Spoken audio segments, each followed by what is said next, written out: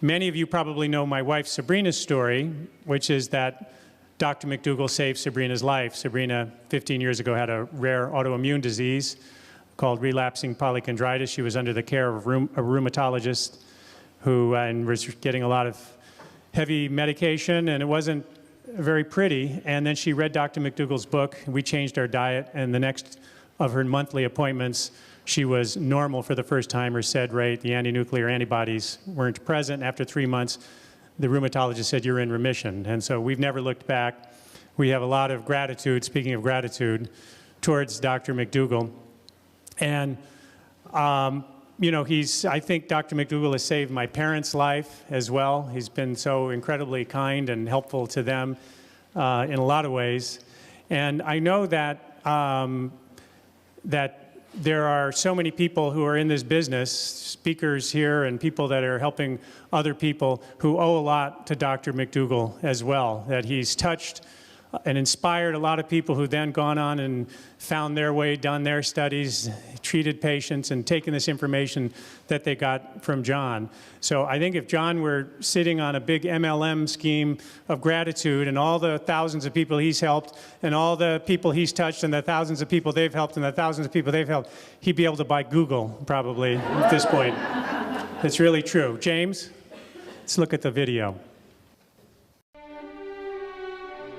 In the early 80s, as I started getting really serious about this, you know, the work started coming out from Nathan Pritikin and John McDougall. And so those two had a big influence, and especially John McDougall. John McDougall had a big influence on my life because, you know, I was doing this from the alternative side. I didn't want to join the system. You know, I wanted to beat the system. So I was like, you know, doing things on the side as an alternative health practitioner. And what John did for me was he showed me that there was actually a lot of benefit from going into the system and trying to change it from within.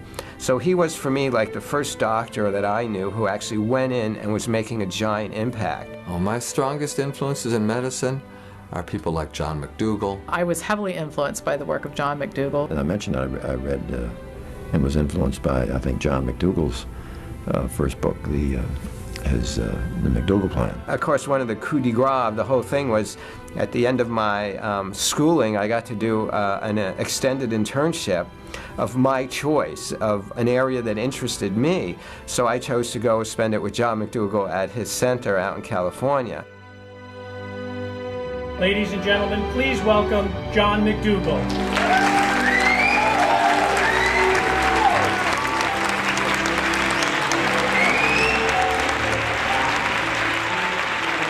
Thank you all.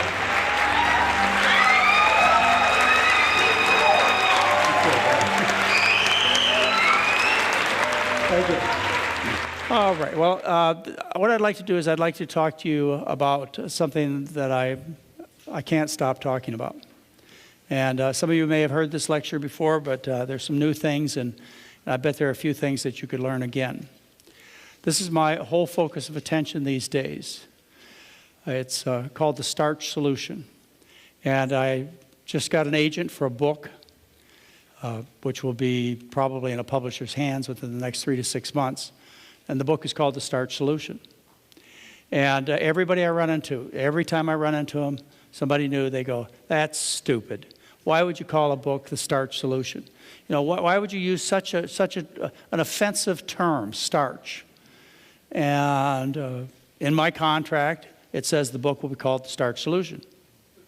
Yeah, I mean, it's because that's what it is. And I'm going to try and explain to you over the next few minutes why it is the Starch Solution and why we have to get new terminology into our speaking about nutrition.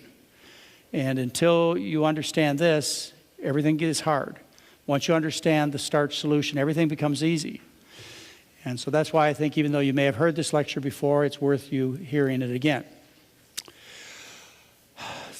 To begin, we all have to agree that we must eat. You have to eat. And the primary reason you eat is because you need energy. I mean, you may think you need protein, you may think you need fat, you may think you need vitamins. But the main reason you eat is to get energy. That other stuff just kind of comes along with it. And you can get energy from 3 sources. You can get it as far as scientific sources of calories. You can get it from fat, carbohydrate, or protein.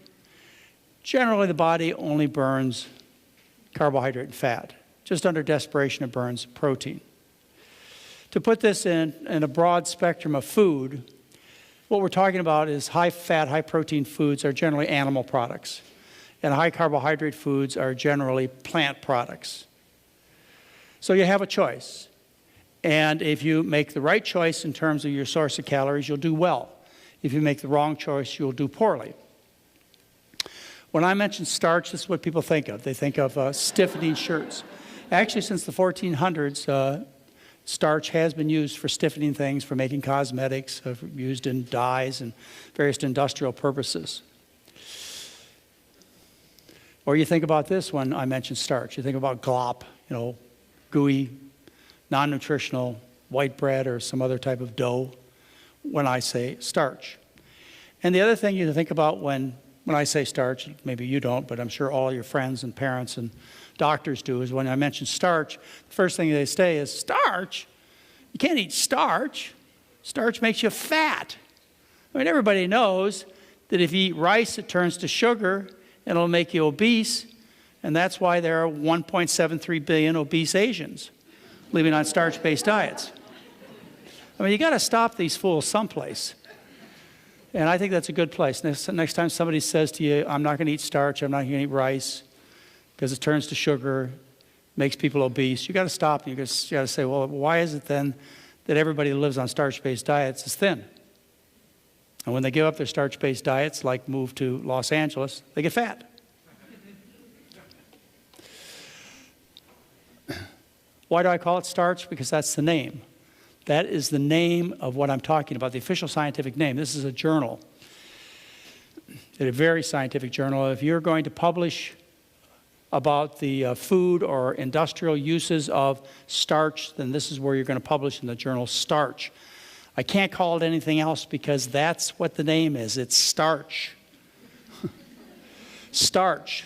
To start at the molecular level, starch is chains of sugar.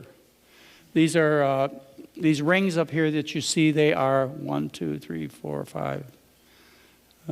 There's 6 carbon sugars, 5 carbon chains, and these are simple sugars. And what these simple sugars do is they attach to other simple sugars with linkages that we can digest. So you have a linkage between these two ring structures, each one of these being, this is an amylose, a simple sugar, and they attach together. And then we have enzymes that we make in our gut. They can come and break these linkages apart, and these sugars can be absorbed into the body, and then they go into the cells, and they provide energy. So you make these chains, and then you put branches off these chains. You get these long branching chains of sugar. And that's what starch is long branching chains of sugar. And then you take these long branching chains of sugar, and you collect them in the cells in organelles called amyloplasts. Or a more common term would be starch grains or starch granules. And they float around in the cell. That's what these are. And inside one of these globs here that has a membrane around it are tens of thousands of starch molecules, which are long branching chains of sugar. Now, why are these in the cells, these long branching chains of sugar? Why is this energy in the cell? The energy is in the cell for the plant's purposes. The plant, through the process of photosynthesis, made these sugars, turned them into chains, and put them in these organelles, these amyloplasts, so that it would have energy come springtime to germinate and grow anew. That's why it's there. It's for the plant's purpose. It's stored energy. That's real important to emphasize. This is stored energy that the plant stores for its own uses. We call these starch grains or starch granules or amyloplasts. Now, when I talk of starch in terms of foods, what I'm talking about are foods that contain a lot of starch, a lot of amyloplasts, a lot of long branching chains of sugar. I mean, lots of it. These are storage organs. And these storage organs are, again, used for the plant to germinate and become a new plant after the long, hard winter. And so typical starches, when I'm talking about food, starches would be like sweet potatoes or potatoes or legumes or grains. Legumes and grains being the seeds for the next year to generate. The stored energy in the tuber being the energy that's provided for the plant for the next spring to generate. So these are, starches are foods that have a lot of this stuff in it. They're storage organs. That's what they are. That's what starches are, storage organs. These are not starches. Okay, these are green and yellow vegetables. I know there's some potatoes up there, or tomatoes up there that's fruit, but generally what you're looking at is green and yellow vegetables. Now, green and yellow vegetables have starch in them, but not a lot. They're kind of dilute in the amount of starch. You know, there's not a lot of starch in an onion, not a lot of starch in a green pepper. There's some, but you'd be hard-pressed if you were going to get your calorie needs supplied by eating broccoli or cauliflower. I mean, you'd spend all day eating 3 bushel baskets full. So they're not starches. They're green and yellow vegetables because they don't have that concentration of energy that you need to get you through the day. This is not starch. Now, you could probably get through the day eating fruit. There's a lot of carbohydrate, a lot of simple sugar in fruit. And there are people who just eat fruits, and they can do it. You know, there's enough concentrated energy. But this is not long chains of sugars. These are simple sugars that are present in fruits. So fruits are not starch. They don't have the long chains of branching chains of sugar. This is not starch. Okay. There is no starch in any animal at all, ever. There's no starch in chickens or fishes or cows or pigs or eggs. There's no starch. There's no starch in milk. You know, there's sugar in 2 animal foods, and those are milk and honey. But otherwise, there's no sugar in any other animal food that I know of. And the sugars that are present in honey and milk are simple sugars. They're not starches. So there's no starch in any animal food. This is starch. This is starch. That's oatmeal. Yeah, if you don't recognize it, let me know. I'll tell you what it is. This is starch. That's bean soup. I assume the soup we had today was starch. It was lentil. Yeah, that's starch. This is starch. This is starch. There are 3 different kinds of starches, but this is starch. And this is starch. And sweet potatoes, that's starch. And this is starch. Potatoes. Okay. And this is starch. Okay. That's starch. And this is starch. And this is starch. So now when I say that I eat a starch-based diet, you understand what I eat. Now, some people who hear me talk, they say, well, all he eats is starches, all he eats is potatoes, or all he eats is pasta. That's not true. It's a starch-based diet with fruits and vegetables. It's the diet that we eat and that we teach. But starch is the centerpiece. You need that energy. You need a starch-based diet. I got a little email from somebody a couple of days ago, and this said a lot to me, so I'd just like to take a moment and read it to you. What I love best about your focus on starch in this lecture is that it is much simpler for me to understand than focusing on carbs, proteins, and fats. I know what a starch is. I can recognize that food easily. And I can grow starchy foods in my garden. But how do I grow protein, a carb, or a fat? Those explanations were always too far removed from what I see on my plate. So you need to think in terms of starch. Not protein or carbs or fats. You need to think in terms of starch. You are designed as a starch eater. We are seekers of starch. We have on the tip of our tongue taste buds for sweet, for starch. You have no taste bud for protein or amino acids on your tongue. Now your cat does. Your cat has amino-tasting taste buds because your cat is a meat eater. It's a protein meat eater. That's what the cat. I hope you don't try and make your cats vegetarians. Okay. All right. A cat is a protein seeker, and so they have amino acid sensitive taste buds. But we have sweet tasting taste buds because we are seekers of sweet tasting substances, which used to be simply potatoes and rice and corn, and maybe some fruit. Sure, some fruit, and maybe some honey once in a while. But that's what the taste bud was was always seeking were those foods. Of course, nowadays we have industry dumping 150 pounds of sugar into our palate and our tongues. Starches are clean fuel. Starches are very low in fat. 1 to 8% of the calories are fat. They contain absolutely no cholesterol. There's zero cholesterol in any starch or any plant food for that matter. They do not grow human pathogens like E. coli or mad cow or salmonella or listeria. They don't grow these pathogens.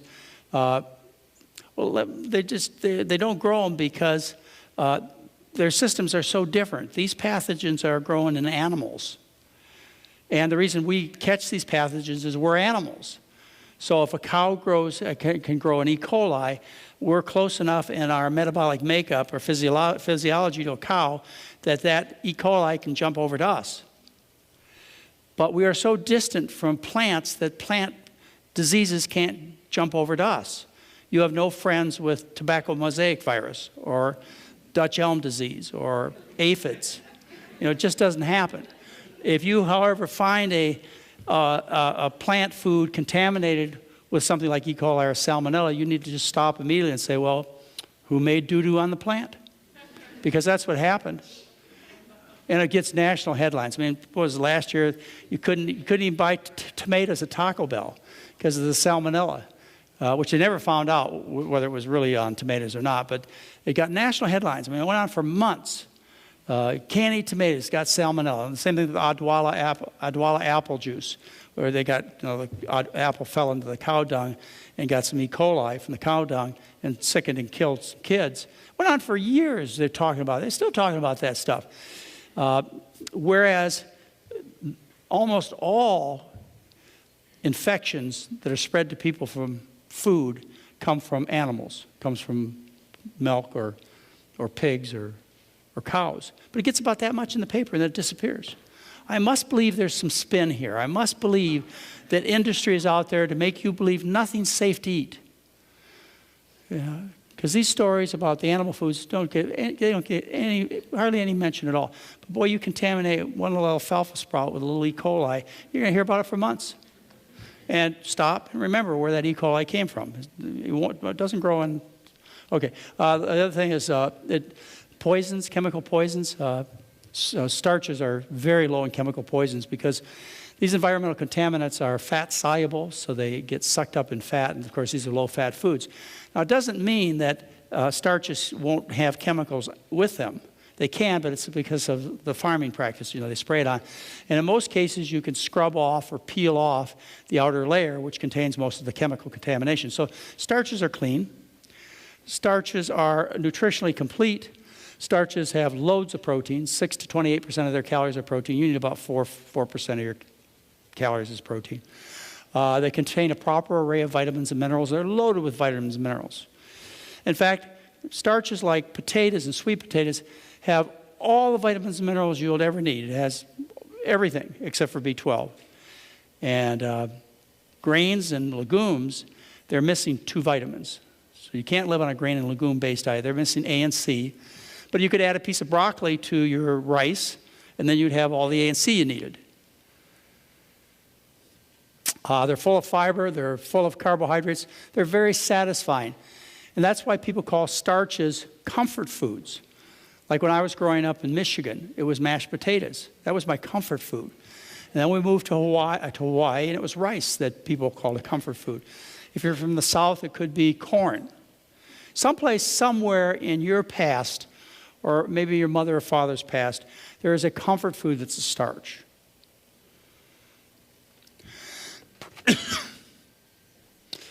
How nutritionally complete are starches? You may have been reading on the internet lately about a guy who's living on only potatoes.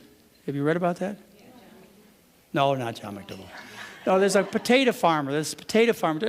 Correct my story. I mean, you've read about this on the internet, haven't you?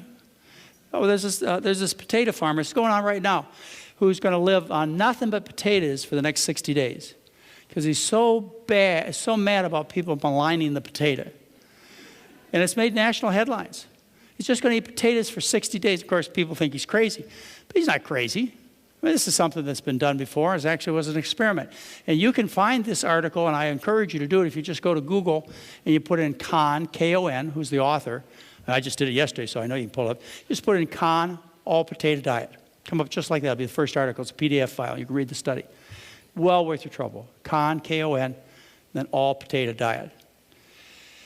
And what Kahn did is, he's the researcher, is he did a study that was published in 1928 on a 25-year-old man and a 28-year-old woman. And these were athletes. These were like really physical people, marathon running type athletes. And he housed them. Believe me, there's probably no ethics board, IRB, that would allow this study to go on. Considering the amount of trouble I had, I'm sure there isn't. But they did a study where they housed these people and they fed them potatoes. That's all they ate was potatoes and a few spices and water. And then they ran into a problem. That is because they were so physically active, they weren't getting enough energy, so they had to add oil to the people's diets. Now, when you add oil, you add no protein, no vitamins, no minerals, no carbohydrate. You just add oil. It's empty calories. And so that diluted out the nutritional value of the potato. Still, you got to get to the end of this paper and read what they say. First of all, they say that people did not tire of their all-potato diet. There was no craving for change. And then they say, even though they were both physically active, they were described as in good health on a diet in which the nitrogen, in other words, the protein, was practically solely derived from the potato. This really shouldn't surprise any of you who study history. You know there have been many times in Western Europe since the 1600s and in South America for at least 13,000 years.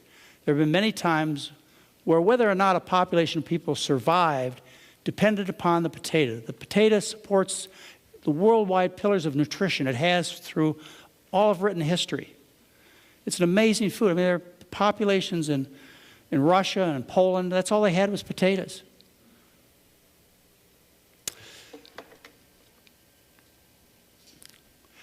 All right. Now, I'm going to give you right now the reason that I believe, and I think I can prove to you, that the human being lives on starch, is a starch eater. That our diet, your diet, my diet, is a starch-based diet.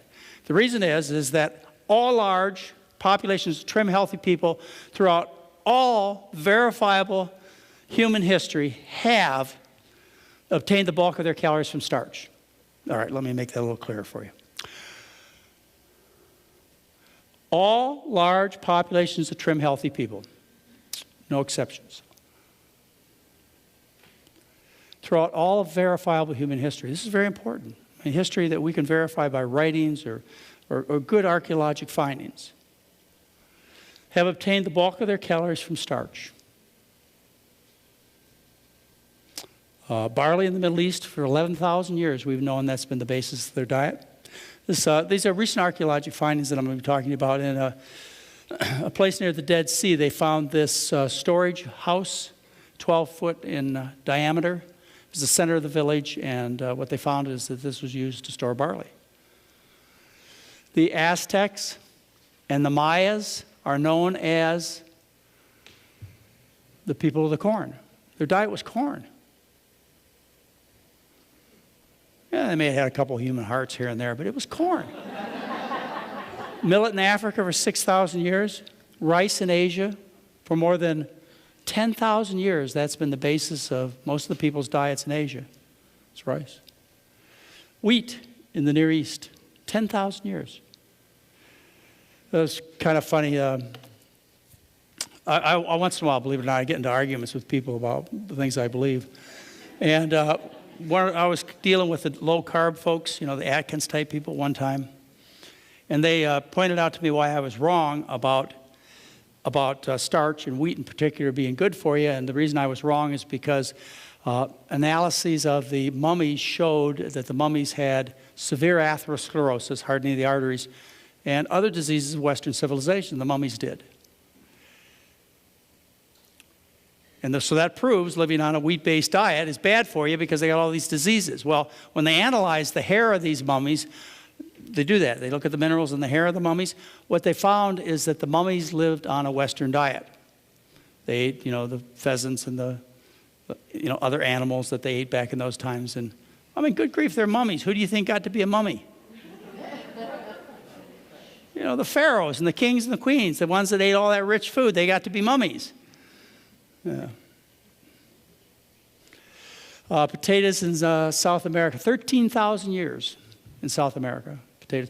The Incas, for example, they lived on potatoes until they went to war, and then they changed to quinoa because that was more food of greater strength when they went to battle. Yeah, there's a chuño. How would you pronounce it? Chuño? Yeah. Well, I'm going to tell you what it is. A chuño is it's freeze-dried potatoes. And you can do that in the Andes because in the daytime it's hot. So you can dry the potatoes, and at nighttime it freezes because you're up in the mountains. And so they made freeze-dried potatoes, and they take these freeze-dried potatoes, which you call chuño. That's close enough. And then they take and they put them in dry storage rooms, and they'll last for 10 years. And so when times were tough for the population, that's how they survived, is on freeze-dried potatoes. Yeah. I want you to notice something here. There are six fuels of human civilization. There are 6 foods that have fueled the development of civilization. Civilization, that's what we have, civilization. Primitive people are hunter-gatherers. That's all they do, is just hunt and gather. That's all. I mean, they have to spend their whole day hunting and gathering. They don't have time for any other things that civilized people do, like music and art. They don't have time. All they're doing is just hunting and gathering. Maybe some evening they have time to draw a little stick drawing on the cave. That's it. So as people became more smarter, more able to control the environment, they would pick some particular plants that they liked and were easy to grow, and they started growing these plants near where they lived, and they got more efficient at getting fuel. And so now not everybody had to hunt and gather. Now some people, because they made more food than one person could eat, they were able to get more food than one person could eat. Some people could do other things, like they could become soldiers and teachers and part of the government and artists and so on. And as people become more efficient, less people had to be dedicated to gathering calories, and more people could do other things. And then it got to the point where they became so efficient that they could take some of that plant food and they could feed it to animals, and they could eat the animals. And those were the kings and queens that did that back in the old days. And then around 150 years ago, we became so good at this with the Industrial Revolution and with the harnessing of fossil fuel that we really were able to just produce so much food, and a large part of the population got to be other things besides hunter and gatherers. And now we're at a point in civilization. This is civilization. We're at a point where one person sitting on a tractor can make enough food for 3,000 people, which leaves 2,999 of us to do something else, which I bet that's everybody in this room. That's civilization. And I want you to notice those 6 fuels that caused us to become civilized. I want you to notice them. They're in yellow up there. They're barley, corn, millet, potatoes, rice, and wheat. What I want you to notice is that 5 of these 6 are grains. And there are a whole bunch of people running around these days telling you grains are bad for you. Do you ever hear that? Grains are bad for you. Yet 5 of the 6 fuels that caused us to develop the civilization we have today are grains. And I also want you to notice that 3 of those are gluten-containing grains. No, 2 of them, 2 of the 6, wheat and barley. Rye is up there too as a common fuel. And I'm just bringing this up as a question. I don't have the answer for you. I know there are people who have celiac disease. I know there are people who have trouble with gluten. I'm not doubting it. Maybe 1 in 100, maybe 1 in 250 people. But I don't think we got the whole story, especially since gluten-containing grains were a foundation for people's diets for tens of thousands of years. Something else going on with that gluten thing. So archaeologists say that we were hunter-gatherers with the emphasis on hunting. Why do they say that? I mean, they used to say that. Don't say that anymore. But your friends will say, oh, yeah, we're meat eaters. The reason I know we're meat eaters is because our heritage is of hunting and gathering with the emphasis on hunting. And so that's why we should be meat eaters, because that's what our ancestors were. You look at this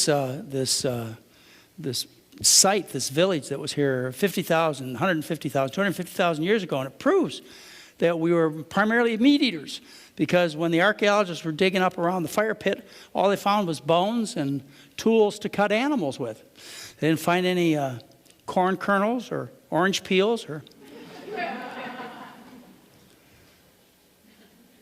So obviously we were meat eaters, right? Because after 100,000 years, all they found was evidence of people eating meat. Well, of course, that's all they found. But that's old archaeology. That's not new archaeology. New archaeology takes a different point of view, and they find different things. Like, for example, recent publication, 2009, what they found in Mozambique is that's Africa. They found evidence that people were consuming grains, plants and grains. They found it in their village site 105,000 years ago. And how did they find this? Well, when they were digging around in these archaeological sites, what they found is they found these. You know what these are? They're starch granules. They're grains, starch grains. That's what they found. This is an important excavation. It's 150 miles south of Santiago, Chile. And the reason it's important is this is one of the few sites where organic material was preserved, because it was a peat bog. And so as a result of the peat covering up the remains of the village, organic stuff was found 14,000 years later. This is the first evidence of people eating potatoes. They found 44 edible species of plants at this site and 22 medicinal plant products. This is kind of fun. This is a site that was 8,000 years ago in the western part of Peru. What they found is they found 7 skeletons. And you can see these skeletons. I'll just point them out to you. See the teeth here? Okay, these are teeth of the mandibles of 7 different individuals. And when they looked between their teeth, what they found was these. They found starch granules. And the starch granules are so unique, they could tell what the diet of these peoples were based on the architecture of the starch granule. They found that their diet was squash, beans, peanuts, and grains. Thanks to global warming, we're finding all kinds of new things. Now that the ice is melting, we're finding people who were buried in the ice, like the Iceman. In northern Alps of Italy, this man was discovered, and it was estimated that he was buried in the ice 5,000 years ago. And when they examined him, they found animal foods in his stomach. They found that he had bow and arrow. And so the initial thoughts of the people that were doing the investigation, the initial thought was that, obviously hunter-gatherer, he was doing some hunting. But when they analyzed his hair, what they found is that he was a vegan. Based on hair analysis, his overall diet was almost pure vegetarian. And it was a wheat product that he was consuming back then. I love this one. This is so much fun. You got to go do this. You got to go on Google and find this. It's a recent finding. And you'll find a whole, I think it's Time Watch documentary that tells this whole story. And then you'll find also some reports. All you have to do is put in Vegan Gladiator. That would do it for you. And you'll pull this up. This is a finding that they just made, and again, they made a documentary and written a lot about it. They found on the road to Ephesus, right? You've been there? Anybody been there? Turkey? There's a whole bunch of Roman stuff there, and Colosseums and stuff like that, right? It was a big gladiator town. And on the road, what they found is they found a 200-square-foot plot, grave plot. And they dug it up, and they found 60 gladiators. How did they know they were gladiators? Well, because they had trident wounds in their head, and they had all the tools of a gladiator buried in this 200-square-foot plot. And they started analyzing these gladiators, and they looked at their bones, and based on the zinc and strontium and calcium and other minerals in the bones, what they determined was that the gladiators were vegan. Yeah. And that fit in with the historical accounts of gladiators, which identified them as barley men. Their diet was a diet of barley and some beans. Now, why did they eat a diet of barley and beans? Because they wanted to win. That's why they ate it. These are the toughest, fiercest. This has got to have been the deadliest job on the planet, to be a gladiator. And they compared their bones to the people who were buried in grave plots near there, but outside of there, and they concluded their diet was a vegan diet. Now, it's kind of interesting when you read the story or watch the story, you can see the investigators' biases coming through. What they said is this is the first evidence that proves that gladiators were obese. Because, of course, people who live on starch, barley, must be obese. And they went on and theorized the reason that they were obese is because obese gladiators made a better show. When you cut them, the fat would open up and they would bleed and they wouldn't die. It wouldn't be a mortal wound. You'd have all this blood and stuff. And that's what they say. You know, when you watch the documentary, it's just really kind of well worth watching. And then they say they analyzed their bones and they found really high bone mineral density. And they couldn't figure out how these people would get such strong bones when they didn't drink any milk. You know, they're in meat. They didn't eat any meat or anything. They lived on barley. And so what they theorized is they lived on burnt wood and bone ash. That's what they said, yeah. Bizarre as can be. Oh, anyway, I thought that was pretty neat. And so I decided I was going to go looking for fat gladiators. So I found a whole bunch of mosaics of gladiators that were done back in their times, 1,800, 2,000 years ago.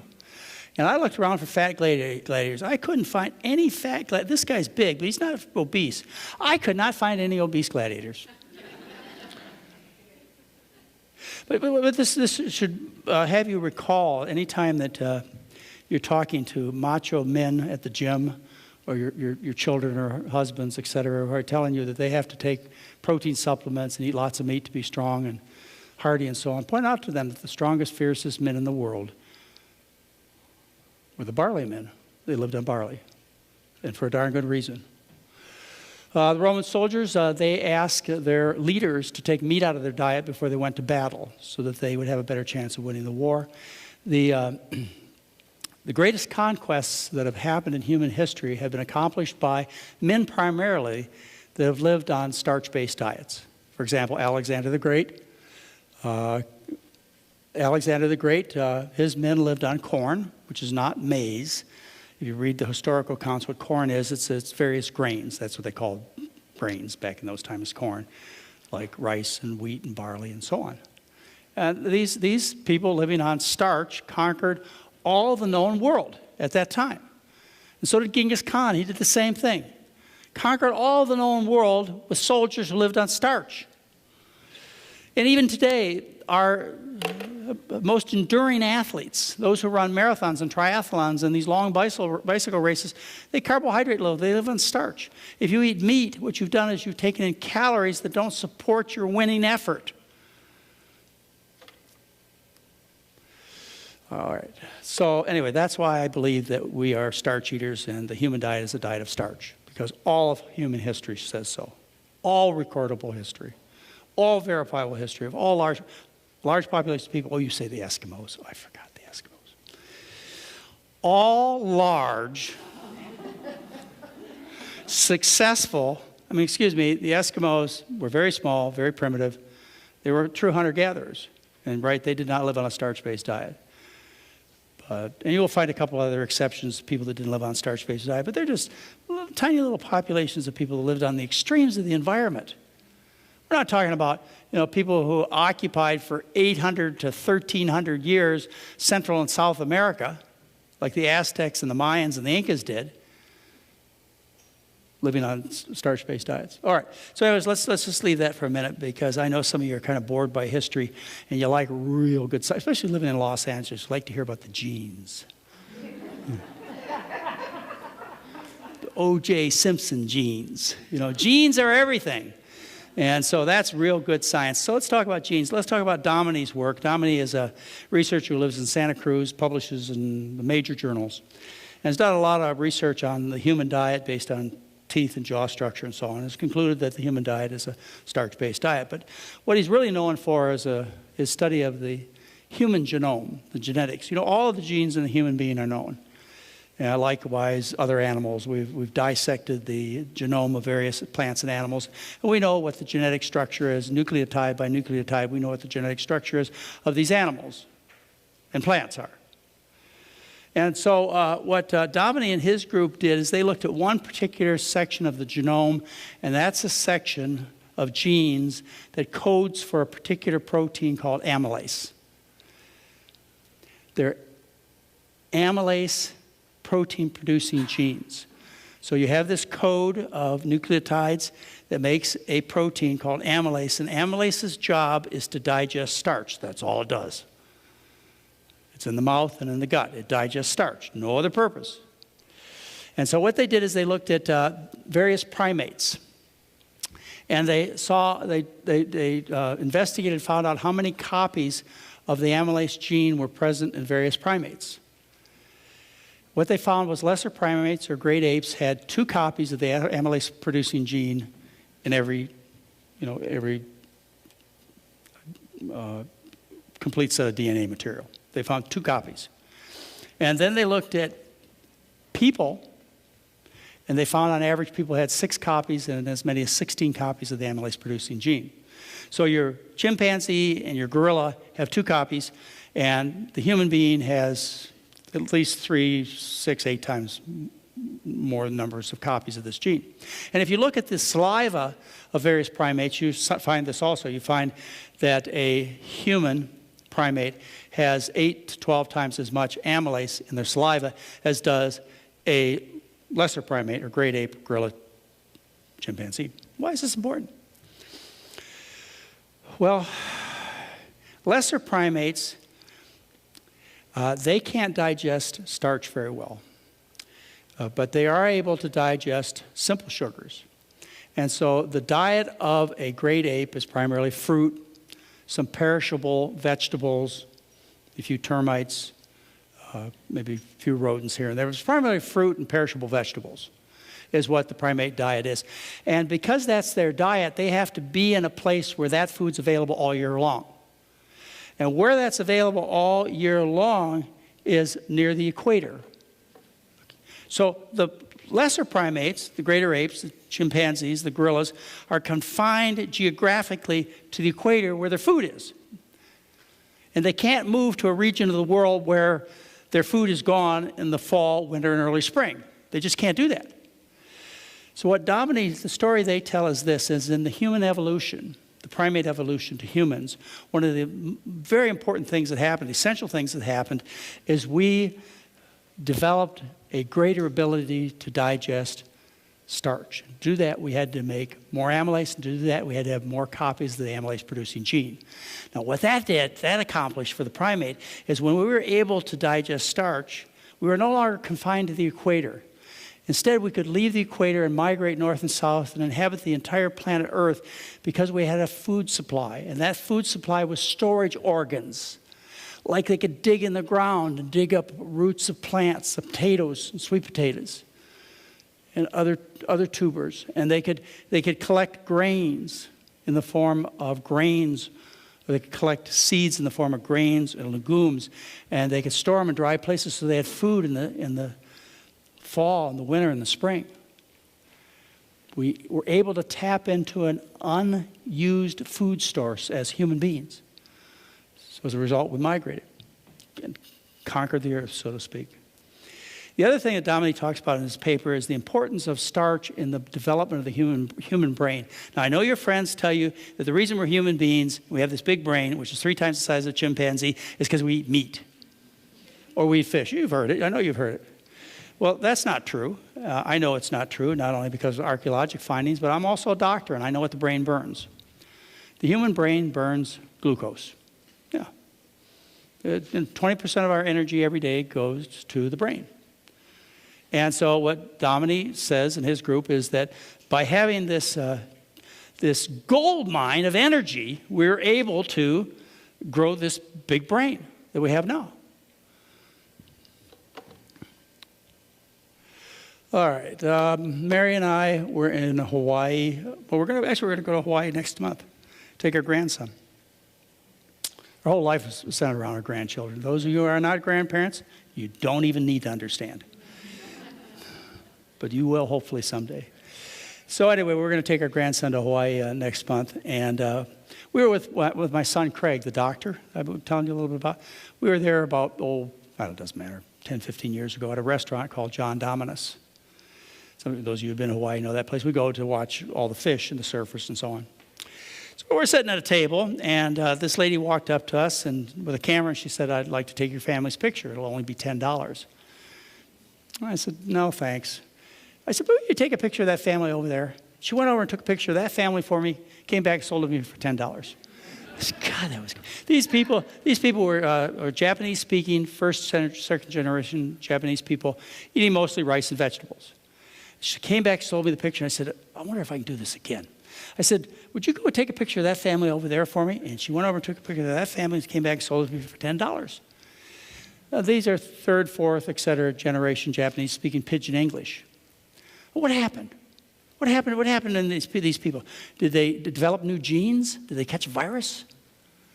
What changed? What changed is they stopped eating starch. They stopped eating rice. Instead, they changed their fuel to meat and dairy and other stuff that typical Americans eat. So they got fat and sick. You think about this. This always happens. You think about people moving from Africa, strong, hardy, physically beautiful people moving from Africa to LA, and what happens? Or people moving from China or Papua New Guinea, or all kinds of places where they live on starch-based diet. What happens is they lose their immunity to disease and obesity. Prove this to yourself. Just go out to LA International Airport and stand around for a while in the international terminal. You know what I'm talking about. So anyways, how do you make these people on your right that are fat and sick, how do you make them well? Send them to the McDougall 10-day program. Thank you very much, Edie. Another way to make them well is to do this, is to buy them a one-way ticket to Japan and make them eat rice and vegetables 3 times a day, and give them a little work in the farming village. Would they sometimes get well? Would they sometimes lose weight? Would they most of the time get well and lose weight? Would they always get well and lose weight? Always. I mean, this is so basic. It has to happen. You take some of your black friends who live in Los Angeles, you send them back to the rural villages in Kenya or other parts of Africa where they eat a starch-based diet. What's going to happen? They're going to get trim, healthy, hardy, and strong. It always happens. I don't care what ethnic group you think about. You just go to Costco. You walk through Costco, and you see the Latinos, fat, sick, those speaking English, and they've got grandma and grandpa walking along with them, trim and healthy. Just send them back to a diet of corn, beans, and squash. They'd all get healthy. Anyway, you get my point. When people do switch to a starch-based diet, when the starch solution really hits, and it's going to hit, you just can't keep a good idea down. You can't keep the truth hidden. When people understand the reason they're sick and fat, beyond their control, even no matter how much they wish they weren't, when they discover it's just a simple thing, and that is they're getting their calories from the wrong source, then things are going to change. They're going to change dramatically. Within the first year of the Western population switching to a starch-based diet, we're going to prevent more deaths just in the first year from heart disease, type 2 diabetes, multiple sclerosis, cancer, et cetera. More deaths in a year than have been prevented in the last century with all the antibiotics. I'd say statins, but they don't work very well. Heart surgery doesn't work. But if I could think of a few good treatments, I'd mention them. But we are going to just change people's lives. Let me tell you what's happened to a few people I know that have switched to a starch-based diet. This guy was the CFO of Wisconsin, got to be 58 years old, couldn't walk up the stairs. He had such bad chest pain. He was so sick. He was on blood pressure pills and antacids and the obligatory antidepressant. And he had to retire at 58. So he went to the bookstore, and he was looking through the bookstore, and he found face out a book with a smiley guy with an apple in his hand, and he bought it. And he changed his diet, and in 7 months, sorry about that, 7 months, this is what happened to him. And that was many years ago. That's basically the way he looks today. Lost 40 pounds off all his medication, dramatic drops in cholesterol, triglycerides, blood pressure. This guy, he lives in Hawaii. He still lives there. I met him 27 years ago. Met him at a potluck dinner. He came, a friend urged him to come and visit us. And he was on 25 medications, weighed 450 pounds, had diabetes, already had his heart stopped once. He was really sick, to say the least. He complained about having to drive a big car because he couldn't fit in a little car. And of course, in Hawaii, a lot of the streets are small streets. And that bothered him. All kinds of things he'd complain about. But the thing that really finally got him to change is he couldn't play with his 2 children. And that upset him so terribly, he decided to change his diet. So he changed his diet 27 years ago, and this is what happened. And this is the way he looks today. Yeah. You can read about all these people, by the way. There are just a few stories I'm going to tell you. You can go to a section on my website called Star McDougallers, and I think there are 85 stories there.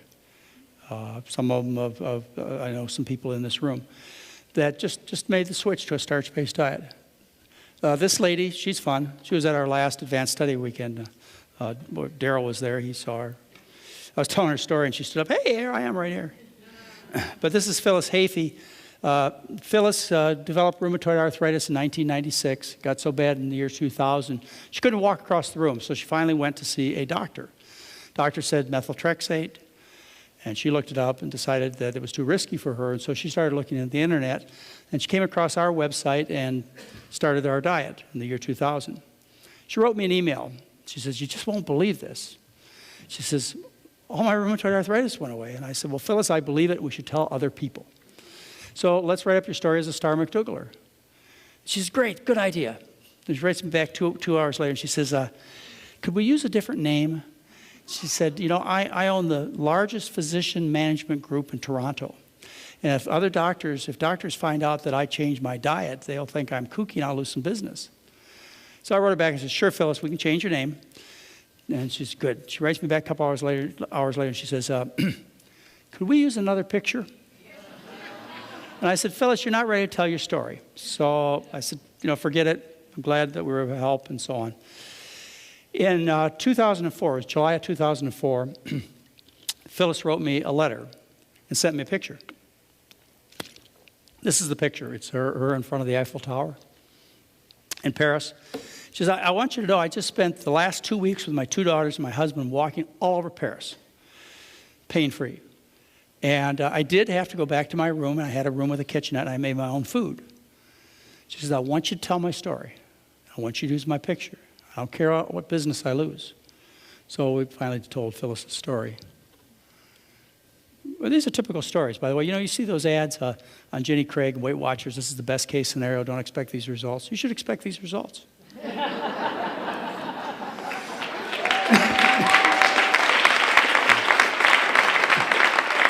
It's a big deal. It's a big change, but with big changes, you should get big results, and this is what happens. It's like sometimes I'll talk to a group of doctors or other professionals. They say, you don't really expect this to work for everybody, do you? And you don't really think there's just one diet for everybody, do you? And I'll ask the group, I'll say, well, okay, doctors, tell me something. How many cigarette smokers have you had quit smoking and not get better? How many? Raise your hand. Nobody raises their hand. Every one of them got better. Okay, how many hardcore drunks have you taken care of who quit the booze who haven't got better? Come on, raise your hand. Okay, my question is, how many people who live off of grease and meat and cheese who switch to a starch-based diet don't get better? Nobody, if they ever had the experience, they'd say the same thing. They've never seen it not happen. This guy's fun. He worked for Attorney General Jerry Brown, not directly, he was very much under him, but he works for the Attorney General's office. Jerry Brown, our new governor. I don't want to get political. But anyway, he worked in that office, and Robert Cross is his name. He's an attorney. He's in Sacramento. I'm sure Daryl's met him. Some of the others that come to our advanced study weekends have met him. He has a great story. This is a picture of him. He's 61 years old, high blood pressure, diabetes, cholesterol, recurrent kidney stones, 250 pounds, cholesterol 294, had indigestion. It wasn't indigestion. It was angina from closed heart arteries. Finally, he got to the cardiologist. The cardiologist did a perfusion scan on him and found he had severe blockages in his arteries. And so, they wanted to do the usual. They wanted to do the cath and the angioplasty. He said, no, I'm not going to do that. So, let's see, January 2008 has the perfusion defects and a cholesterol 294. Here he is in May of 2009. No angina, no medication, cholesterol 160. 60 pounds later, he goes back, sees his doctors, goes back, sees the cardiologist. The cardiologist says, can't be true. Well, here's a man who's on no medication, normal blood pressure, normal blood values, and 60 pounds later, the doctor has the whatever to say, this can't be true. It never happens. Guy says, Robert Cross says, it's true. He says, well, your coronary artery disease couldn't reverse itself. So he agreed to another perfusion scan, and the results were just a small defect was left. This is Robert kayaking. He kayaks out in San Francisco Bay now. He's a very active man. So how about environmental impact? Well, 1 billion adults are overweight and 300 million are obese in this world. And fat people cost a lot on the environment. Fat people, I know some of you aren't going to like the next part of the lecture, but what? With what Jeff pays me, I can say what I want. Fat people need more food to support their bodies than do trim people. They eat more animals, more processed food, and it costs more money to move them around. In the jet airplane I flew down here today, there were 76 seats. But if we did it by weight, there could have been 135 people on that plane if they were eating a starch-based diet. Overweight people are very expensive. So we're going to take a big load off the environment. My point is, when we switch people to a starch-based diet, just by solving the obesity problems. We're going to save money when we switch to a starch-based diet just because of the simple calorie exchange. To make 1 calorie of starch, it takes 2 calories to do the farming of fossil fuel. To make 1 calorie of animal food, it takes up to 80 calories of fossil fuel. So you switch to a starch-based, if we switch our calories choice to starch as opposed to animal food, you just increase the fossil fuel availability in that sector of our economy by 40-fold. Food miles. There are a lot of people who want to be locavores. Not that I think that's a bad idea. We want to eat locally from your environment. It's a big push today. But scientific researchers, they published a paper just recently showing the impact of being a locavore. And the impact of the locavore would be a savings in greenhouse gases of 4 to 5%, which compared to switching your diet from animal foods to starch is relatively small. It just accounts for 1 day of a starch-based diet. When you switch to a starch-based diet, you cut global warming gases, you probably heard, by 18%, and there are estimates as high as 52% of greenhouse gases are produced by the livestock industry. So what these researchers said, being a locavore, it's like eating 1 day without meat and dairy, that's all. That's not important. But if you really want to make a difference, you just give up the animal foods. If you look at 1,200 calories of food, to make 1,200 calories of steak, creates 14 times more greenhouse gases than 1,200 calories of potatoes. If you read Livestock's Long Shadow, which was published in November of 2006, you all ought to read it. It was a 417-page report from the United Nations. It told us that every area of environmental devastation, deforestation, pollution is predominantly caused by livestock. And so we'll make a huge difference in our whole environment just getting people off the livestock and switching them to a starch-based diet. Oh, you're not going to like this one. I'm scared. We have a problem of national security in this country. When half the people in this country are not eligible for military service because of their physical condition, half the people that are in the military service are overweight. We've got a problem of national security. And people say, well, what do you mean? Well, what I mean is we almost lost World War II to people who lived on starch-based diets.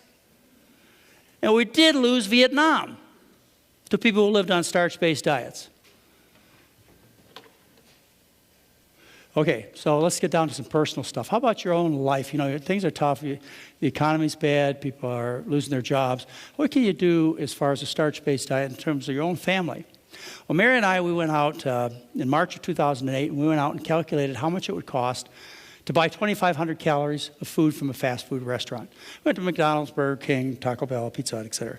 We looked at their menu, looked how many calories provided, looked at the costs, everything. We made the calculation. And what we found is on average it costs $14 a day to get 2,500 calories of 2,500 calories of food from a fast food restaurant. And that's a lot a lot of calories, 2,500. You're going to be pretty active to burn 2,500 calories. And then we went to Walmart and Costco and Whole Foods, and we calculated how much it would cost to get 2,500 calories by eating a starch-based diet. It costs $3. So it's a savings of $11 a day per person when you switch to a starch-based diet. You make that 2 people, that's $22. You make it a family of 6, that's $66 a day you save in your personal life by switching to a starch-based diet. And I know some of you they're thinking, well, you didn't include cooking costs, you didn't include sitting in the fast food line in your car with your engine running. Yeah, we didn't include all those things, but this is a pretty darn good estimate of what happens when you switch. And people think that fast food is cheap food these days. That's where they're going to save their money, is they're going to fast food restaurants. And right, probably a lot of people do who used to eat at, the big steakhouses and the fancy restaurants. They used to spend, $100 a day for their food. But the cheap food, fast food, costs you $14 a day for 2,500 calories. You switch to a starch-based diet, you just save $11 a day. That food on the right, that's potatoes and garbanzo beans and some broccoli and so on. That's one of the dishes Mary made. You can tell what the one is on the left? I can tell what the left is. No, that's mashed potatoes. All right, let's get back to the point. I just saved you $11 a day. Now, you multiply that by 365 days, and you just paid for the McDougall 10-day live-in program. The McDougall program is free. And I didn't even talk about all the supplements I'd take away from you, and all the blood pressure and cholesterol pills, and all the time I would save you from spending your hours in the doctor's office in the hospital. You should be throwing money at me. You should be, our 501c3, you should be donating all that extra money to our 501c3 for our research on MS. Last year, September 2009, they put out a new dollar. I used to give these out. Last year I gave a few of them out. I don't do that anymore. Mary says, I can't do that. Nah. This coin right here, this Sacagawea, the famous Indian princess who helped Lewis and Clark to the West Coast, on the head. And on the tail is the story of Native American agriculture. Americans. The diet of Americans was the 3 sisters. The 3 sisters are corn, beans, and squash. That's the American diet. That's the diet that we need to get back to. See the 3 sisters here? Native American. Okay, in 2008, the World Health Organization declared 2008 the International Year of the Potato. Why? Because these people understood that we are in a precarious position as a species. We're in big trouble. And they've looked back through history and they've seen how other populations of people have made it through tough times with the potato. And so they declared the potato the 2008 International Year of the Potato. And what they said is, WHO aims at raising global awareness of the potato's key role in agriculture, the economy, and world food security. It may be the potato that allows the human race, the human species, to survive again. Okay, this is real simple. I mean, this is you don't have to be a doctor or a scientist or a genius to figure this out. This is just one simple thing you have to do, that we have to do, that the whole population has to do, is we have to make one U-turn as far as our source of calories. The world population of people is in big trouble. We have over 1 billion people who are obese. Over 1 billion people on this planet have hypertension. 18 million people a year die of heart disease. Type 2 diabetes, they predict that within 30 years, 30% to 40% of the population will have type 2 diabetes. So on one side of the road, we have the human animal deteriorating right before our eyes. On the other side of that same road, we have the destruction of our planet, environmental destruction. And all we have to do, I mean, at least as a start, I know there's lots of other things that need to be solved. But one big major thing we have to do is just make a U-turn as far as our source of calories and start heading in the other direction. And that's what the Starch Solution is about. To save ourselves and to save the planet is we have to make that change. Okay. Thank you.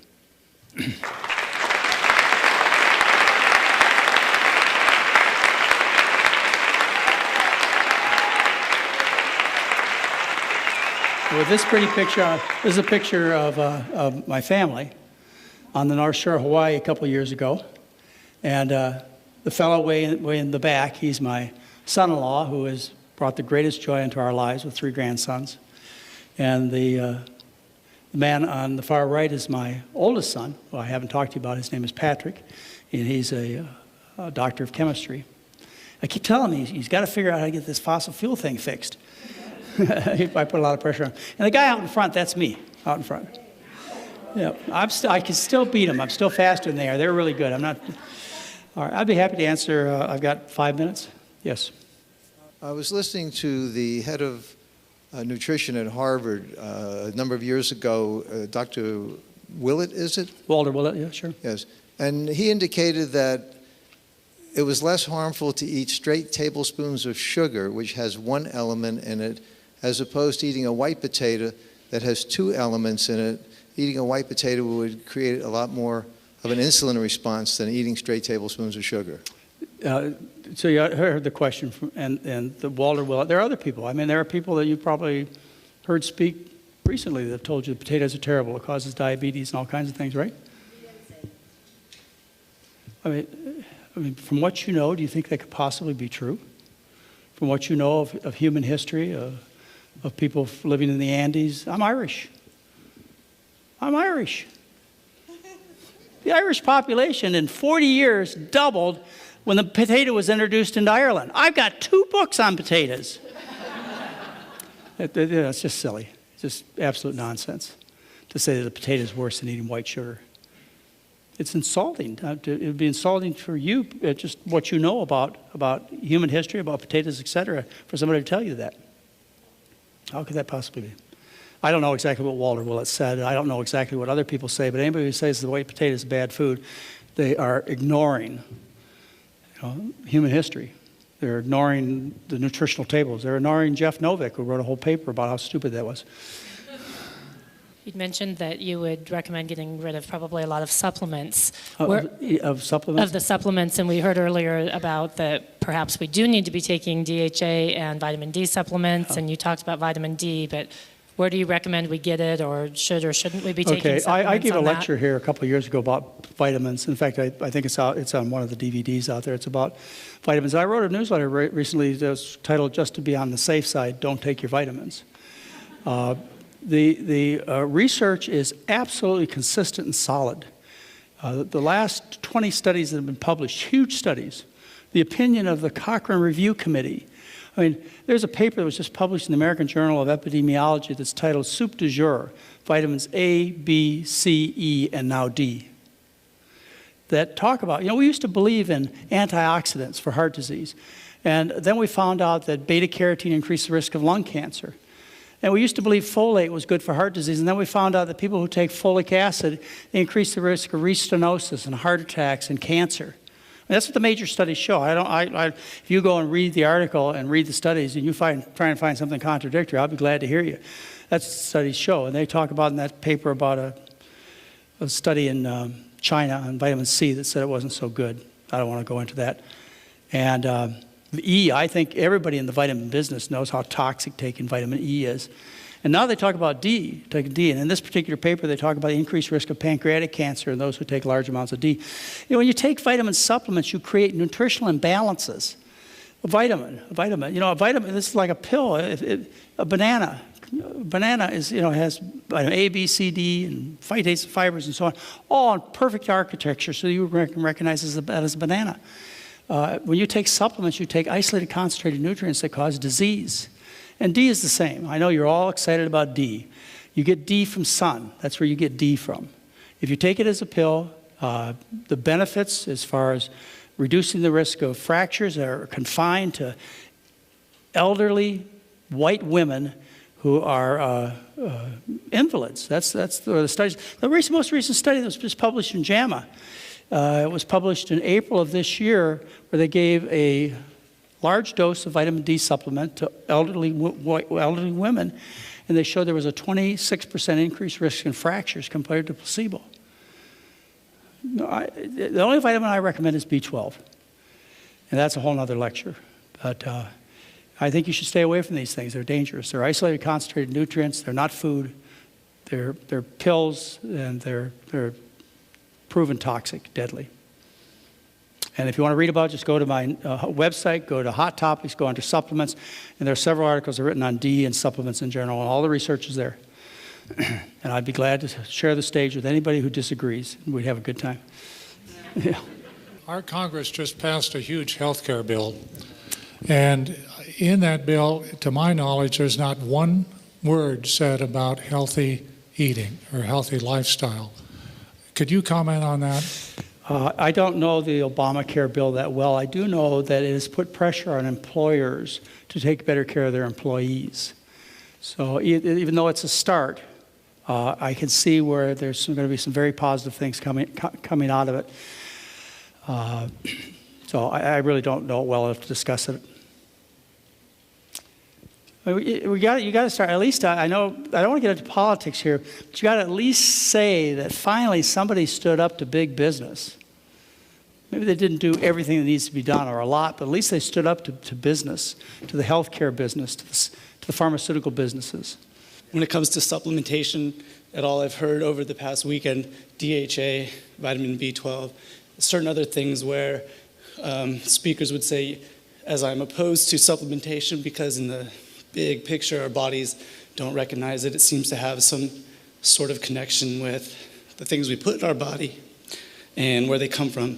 How can you explain that there's even any supplement or vitamin or molecule that we need to ingest as a supplement at all if this is some lifestyle regimen or... Okay, out of your question, I take two questions.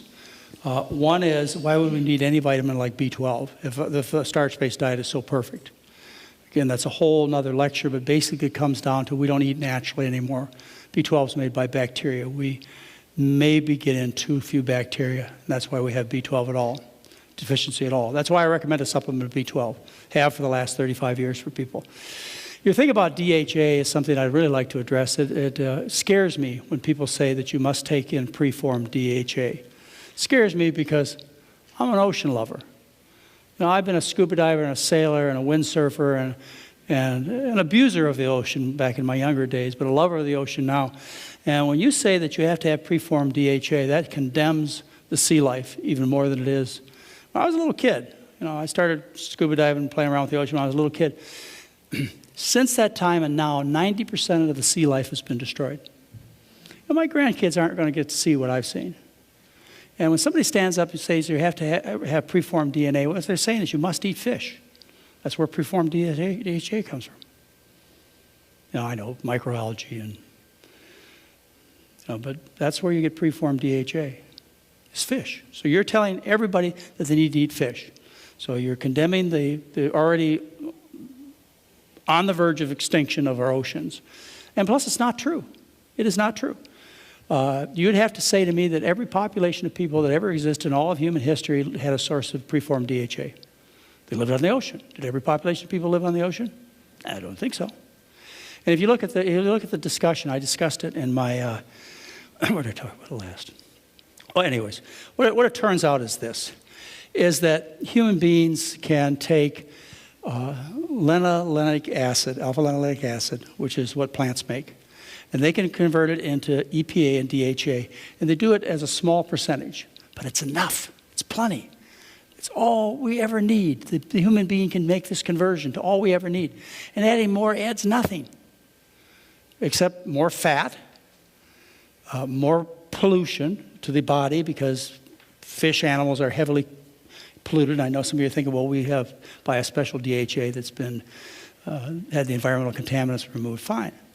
You're adding a physiologically active drug, DHA and EPA. They're physiologically active chemicals that do things. For one thing, they're fat, so you store it and it makes you fat. For another, these things thin the blood. That's why people take fish oil, to thin the blood so they won't have a heart attack. Well, what happens if you get in an auto accident and you have all that thin blood? And they suppress the immune system. People take these essential fats for arthritis because they suppress the inflammation of the joints. Not they don't oil the joints, they suppress the inflammation. If you suppress the immune system, you suppress all the immune system. The immune system that fights cancer, the immune system that fights microbes. And there's good evidence that taking these essential fats, these active omega-3 elongated fats, increases your risk of cancer, microbial infections, bleeding. I mean, the evidence is there. And it sure isn't good for the fish. Thank you very much, John McDougall. Thank you. Thank you.